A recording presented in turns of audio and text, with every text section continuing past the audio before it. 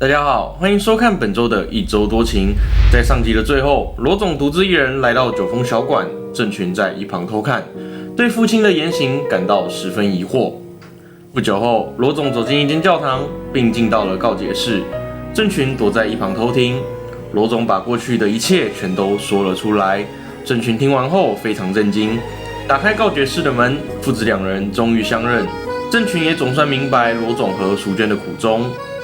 回到家后，郑群立刻报警淑娟，说出自己已经知道真相，并答应婚后会带小飞回美国。郑群循线找到成功，许久不见的两人兄弟情深。不久后，成功在三太办公室装了监听器，传来对话，才知道原来杨氏集团有2席董事要补选。天发带着小弟去找地主，强迫地主把场地租给杨氏卖场使用。这时，两个蒙面人出面相救，打走了天发和小弟。这打扮天发看不出是谁，我也是醉了。两人拉下面罩，正是郑群和成功。地主告诉他们现场有监视器，并决定控告杨氏集团。慧君急忙来找三太，因为稍早的事已登上新闻，三太决定安排记者采访，挽回杨氏集团的形象。同一时间，罗家几人正庆祝着杨氏集团在网络上被骂翻。郑群提议要想办法拿下杨氏集团即将改选的2席董事。郑群来找嘉烈，希望嘉烈让正义死心。郑群心里明白嘉烈和正义是表兄妹，但因为罗总的复仇计划，所以不能说破。嘉烈约了正义，忍痛对正义说了狠话，自己不但没办法接受他的感情，甚至连朋友都当不成。最后，正义心碎的离去。来到杨氏物流，陈浩关心诗诗的健康，也问诗诗身体不舒服的时候怎么没打给他。这时阿勇匆匆跑来，说订单出了问题。3人赶往仓储，佳瑶要诗诗把自己堆积的货物搬走。诗诗搬货时不小心撞到货箱，陈浩为了保护诗诗，手被上面的箱子砸伤。回办公室后，陈浩忍不住向诗诗表白，诗诗却忍痛拒绝。接着又来到佳瑶的 K 歌时间。剩一个无人了解的事，流浪在多情的城市，闪烁的霓虹灯，害我看不清你的笑容是假是真。哇，竟然让老师眼睛一亮哎！佳瑶因为陈浩和诗诗的事，一个人在公司里喝着闷酒。看到小安后，便命令小安陪他出去喝酒。喝到烂醉的佳瑶一度把小安当成诗诗，并要小安带他到楼上的饭店休息。文珍的助理也跟到了酒吧，并向文珍回报此事。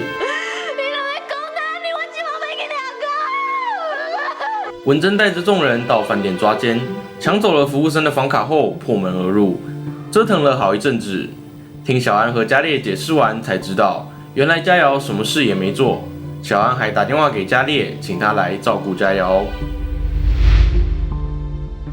罗总、郑群和成功讨论着杨氏集团董事改选一事，决定成立一间新公司来收购股份，并且请诗诗带他们来拜访郑雄，希望能得到他的支持，以反转杨氏集团的经营权。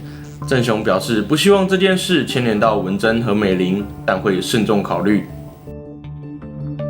三太得知有2个董事把股份卖给一间名为幸运赛门的公司，要求慧君去收购其他股份，答应慧君会在董事会上提名他和陈浩。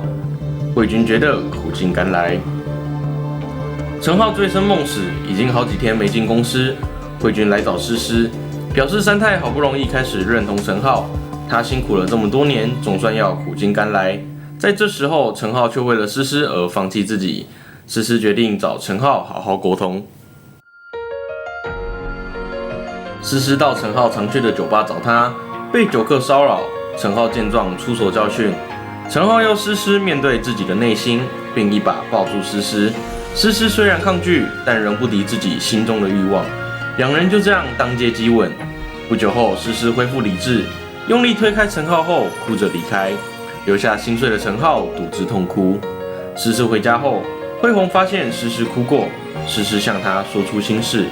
慧红鼓励诗诗勇敢追求爱情，并且会永远支持着她。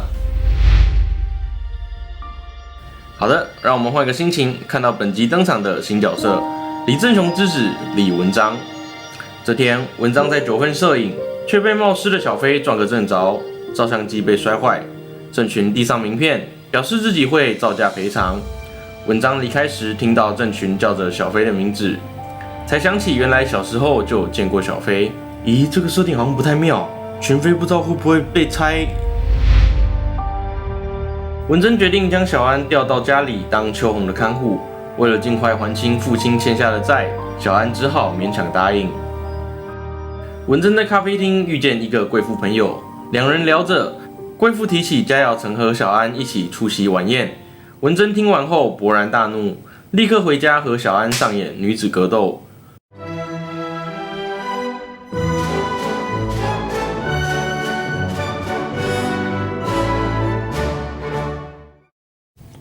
郑群和小飞劝陈浩别沮丧，要努力证明自己有能力照顾诗诗。文章来找郑雄，郑雄告诉文章这阵子家里发生的事。文章表示，美玲如果因情绪失控杀人，身为丈夫的郑雄应该负最大责任。郑雄感慨，看出文章对他把自己送到美国的事仍有芥蒂。小飞帮忙陈浩设计诗诗，假装要他到某间餐厅试菜。诗诗到餐厅后空无一人，只见陈浩一人在厨房。看见不会料理的陈浩，竟然为了他让自己的手受了那么多伤，诗诗感动落泪。用餐时，陈浩再次向诗诗真情告白，想起了惠红和小飞的鼓励。诗诗终于勇敢接受陈浩，两人深情拥吻。经过上次的事，文珍一直想找机会弄走小安。文珍拿了一件秋红的衣服要小安缝补。到了深夜，小安已将衣服补好，默默放在秋红身边。不久后，文珍偷偷闯了进来，在补好的衣服上插了一根针。隔天早上，秋红果然被针刺伤，家纯责怪小安粗心大意。文珍一口咬定小安是故意的，打电话要佳瑶回来处理，还诬赖小安拿走秋红的30万元。小安气得回房间收拾行李。秋红表示，文珍可以不孝顺他，但不能利用他来赶走小安，也说自己不想继续住在这里。说完后，和家纯回房间收拾行李。三太带文章拜访罗总，郑群才知道文章是三太外甥，心中对文章更是没好感。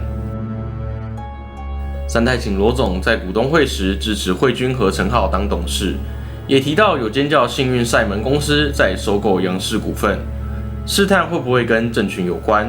罗总表示不可能，最后有承诺会支持三太。文章来监狱探望美玲，美玲心中复杂。文章表示自己印象中的妈妈不可能会犯下这种罪。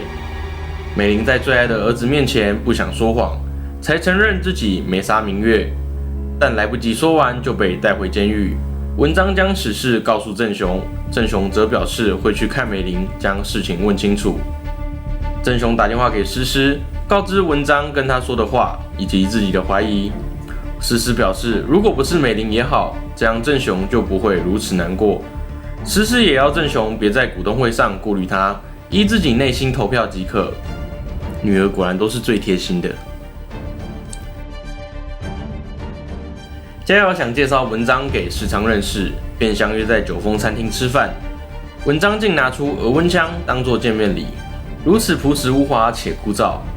佳瑶和世昌只能笑笑的。佳瑶则准备名贵瓷器，文章直接说用不到，要转送给服务生。小飞刚好送餐点进来，又再撞了文章一次。小飞真的好爱撞文章，东西也一样摔坏了。文章无奈地说，为何一见小飞就会摔坏东西？